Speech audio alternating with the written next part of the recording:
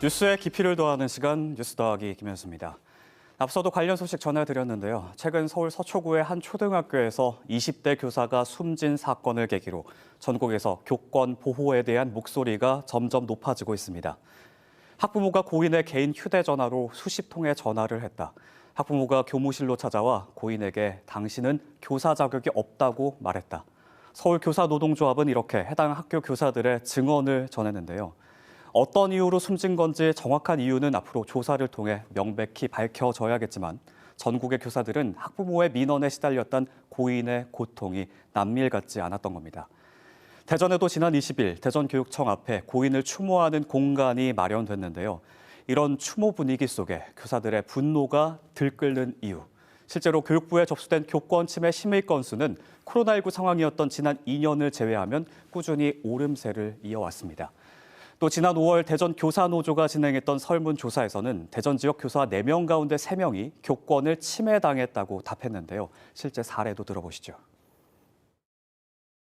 당장 어제만 해도 새벽 1시에 학부모님이 전화를 해서 학생의 방학 과제에 대해서 항의성 질문을 퍼부어서 굉장한 심적 고충을 호소한 선생님이 계셨고요. 한 저학년 학생이 선생님이 나를 싫어한다고 말했다 이런 주장을 했는데 학부모께서 아이의 말만 듣고 퇴근 시간 이후였는데도 당장 학교로 돌아오라고 협박을 하셔서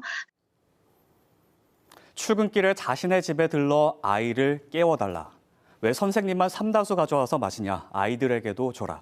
아이 생일인데 왜 생일 축하한다고 말 한마디 안 해주냐? 최근 교사를 대상으로 한 교권 침해 조사 사례 가운데 교사들이 들은 말을 추려본 건데요. 우리 아이의 마음이 상했다는 항의도 적지 않아 교사들 사이에선 내 아이 기분 상했죄라는 신조어까지 나올 정도입니다.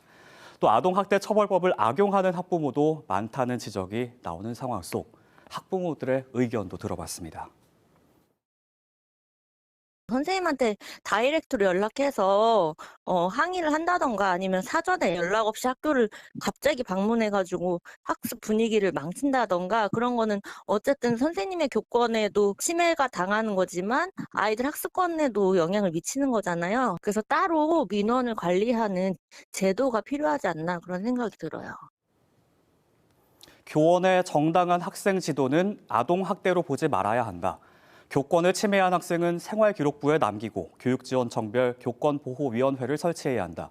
이렇게 국회에서도 교권 보호를 위한 법안 발의가 이어졌고 정치권에서는 학생 인권 조례를 전면 재검토하겠다는 목소리가 나오고 있는데요. 교권 강화에 있어서는 대부분의 교사가 공감하고 있지만 방법론에 있어서는 의견이 분분합니다. 학생 인권이 지나치게 강조되다 보니 교권은 상대적으로 추락했다는 주장도 있지만 그렇게만 단정 지을 수 없다는 의견도 있습니다. 교권과 인권은 절대로 제로섬 게임이 아닙니다. 교사들이 교실에서 제대로 수업과 교육 활동을 할 수 있어야 다른 학생들의 학습권과 학생들의 인권도 보장할 수 있다는 것을 좀 사회적으로 합의를 해주셨으면 좋겠습니다. 너무 훌륭하고 착한 아이들을 만나 가슴 벅차고 행복했던 선물 같았던 1년이었다. 이번에 숨진 교사가 지난해 담임을 맡았던 반 학부모들에게 보낸 손편지 내용입니다. 임용된 지 겨우 1년을 조금 넘겼던 20대 청년 교사.